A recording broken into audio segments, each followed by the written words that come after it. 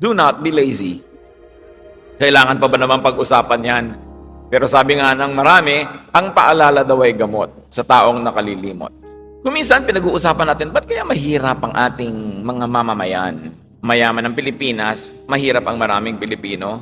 Totoo rin naman kasi maraming taong tamad.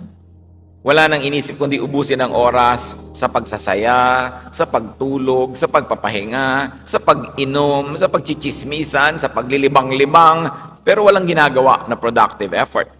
Proverbs 20:13, do not love sleep or you will grow poor.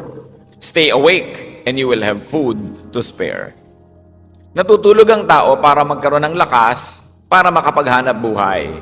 Hindi siya natutulog para lang matulog ng matulog at hindi nabubuhay ang tao para itulog lang ang buhay.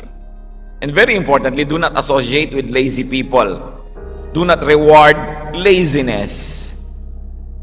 Kung minsan may mga kapatid ka na productive, merong mga tamad, pero yung tamad, yun pa ang palahingi, yun pa ang palaasa, yun ang maraming iniisip na gastahan. Kailangan hindi laging sinusuportahan ang mga hilig at mga bisyo ng mga tamad, sapagkat lalo lang silang nasasanay na magpakatamad at iasa ang kanilang buhay dun sa mga masisipag. Hindi bagay ang tamad sa mga Kristiyano, sa mga sinasabing sila'y anak ng Diyos. Sapagkat sa Biblia, nakita natin na sa 7 araw, 6 na araw nagtrabaho ang Diyos. At sa ika-7, nagpahinga. We've got to earn the bread we eat. We've got to earn the food we eat. Unless we're too old, too young, or too weak, we are not exempted from having to work. Kung minsan din nakikita mo, marami mga tao, hindi pa naman talaga mahina, nagre-retire na. Kaya tuloy nabibilis ang paghina. Pero habang nabubuhay ang tao, mas magandang productive siya. Naghahanap buhay pa rin.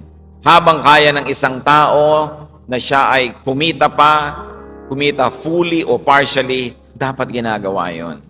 Hindi yung ambisyon na lang natin. Kung minsan, iasa na lang ang buong panahon ng pagtanda natin sa ating mga anak. Bagamat mabuti, mainam, dapat na ang mga anak ay maging supportive sa mga parents. Mabuti rin na ang mga magulang, habang kaya natin, huwag muna tayong umasa. Kasi kung minsan, yung mga anak din naman natin, hindi na mapag-abot-abot ang kinikita nila, pagkatapos mag-aasawa pa sila, minsan hindi na sila makaangat-angat, hindi na sila maka-take off sa dami ng dala-dala na mga umaasa sa kanila. Ngayon, mainam lang umasa kung tayo sobrang tanda na nga, o sobrang bata pa lang, o sobrang mahina ang katawan natin dahil tayo may karamdaman. But we should always be productive. At ang tao talaga, pati yung mga brain cells niya, nare-refresh, nare-renew, kung siya lagi nagtatrabaho at na-challenge mag-isip. Hindi yung inaagad natin at dinadalian ang sobrang pagpapahinga sapagkat yan ay hindi rin nakakabuti sa ating sariling kalusugan.